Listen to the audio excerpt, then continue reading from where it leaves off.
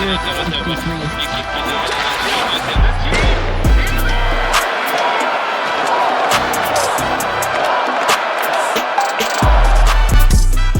there and welcome to this Hockey Inside Outro bonus episode. I'm Stu Count of the Gazette, joined by my regular partners here, former Canadiens teammates, 1986 Stanley Cup champs, Chris Nyland and Rick Green.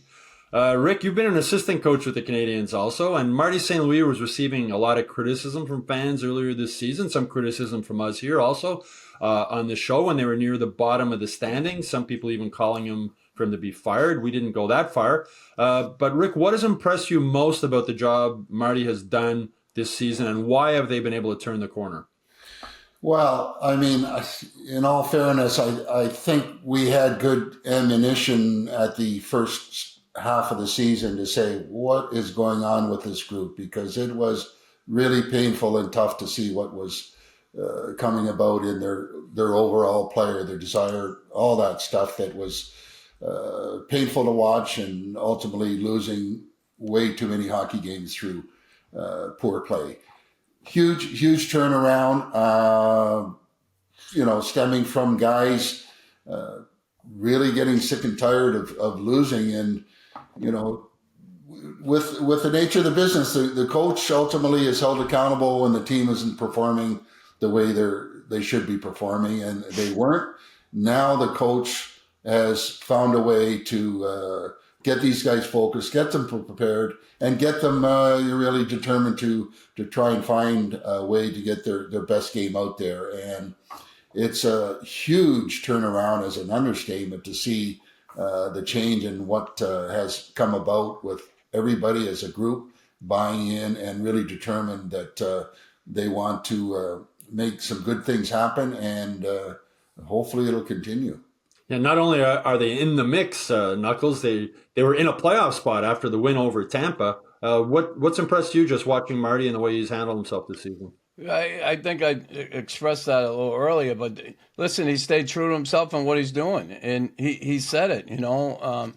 People were starting to question him. He said it was a process. You said he has a book like that. Yeah.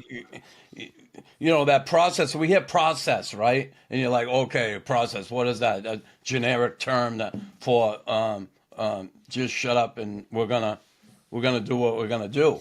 But he certainly had a game plan, and he stuck to it in a town where the media can be very difficult. And God bless him for what he did. The guy got backbone. He's got backbone. He got balls. I like that he stayed even keeled. I'm an emotional guy, right? And it's easy. Like, I want to see the team play against Toronto and Pittsburgh that night. Pittsburgh, when they laid down their arms, yeah, I would be pissed off. Now, what do you say? I was disappointed. And I think when they don't play well, they know they're disappointing him. They know probably he's not going to come in and flip out on them. He's going to be disappointed, guys. And he probably very even-keeled in his delivery. I don't know, I'm not in there, but I can imagine how he is. He's pretty even-keeled in his press conferences. He doesn't get too emotional, pretty sharp.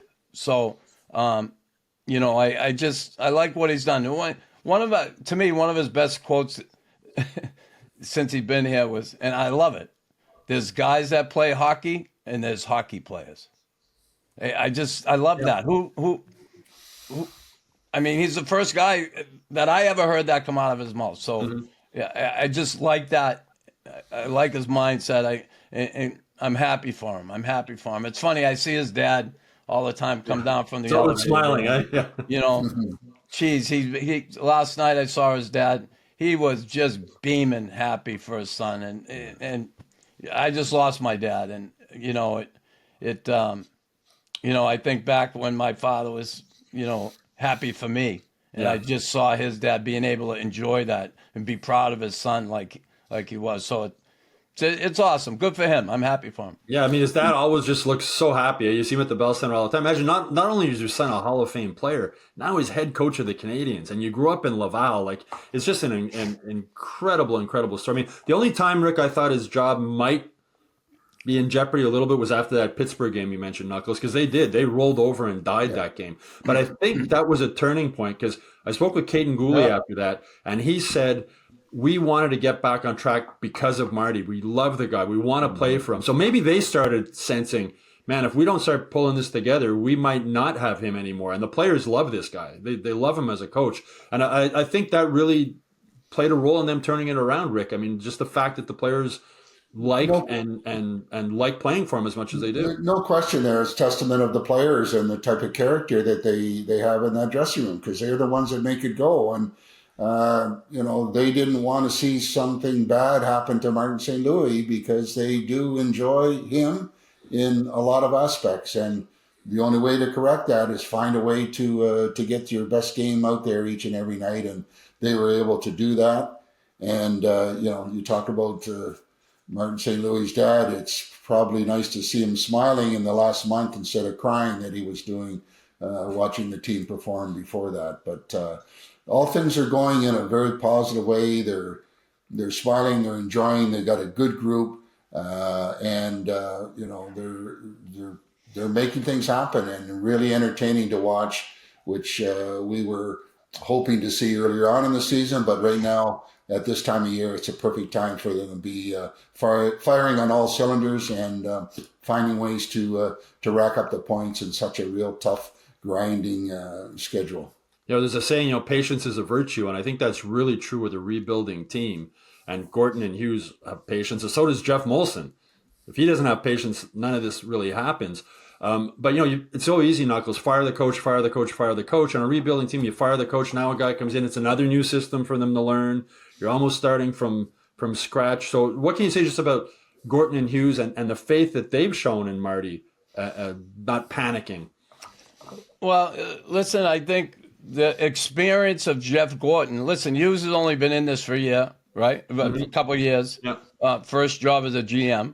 I think the experience of having his big brother, Jeff Gorton, around, who's done this. I mean, he has a track record in Boston. Mm-hmm. He brought Chara in, right? He drafted Kessel. He drafted, as a stand-in GM. Yeah, he was a fill-in, interim. Yeah, he was a fill-in, and he did unbelievable. Yeah. And then he goes off to New York because he didn't get the job. God bless him. And we saw what he did in New York. He changed things around and got that thing going in the right direction. And another guy with backbone and character and standing up in that situation with John Davison when Panarin got mugged by Tom Wilson, right? And, they come out and, that was their fault. They don't have a guy there that said, take care of that Panarin, right? And didn't have a Knuckles. yeah. And you got to have a guy. You got to have a guy. Who talks like that? You got to have a guy.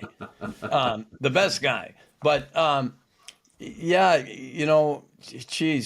the patience. Yeah, Jeff Molson with patience. Come on, he was patient. He had Bergevin here for 10 years, for Christ's sake. Talk about patience. That's the patience of a lot of people, I think, though. So yeah, again, I think they're a great team, Gorton and Hughes. Like, they are. Like, it's just a great team. And I look at the pantry is full of goods.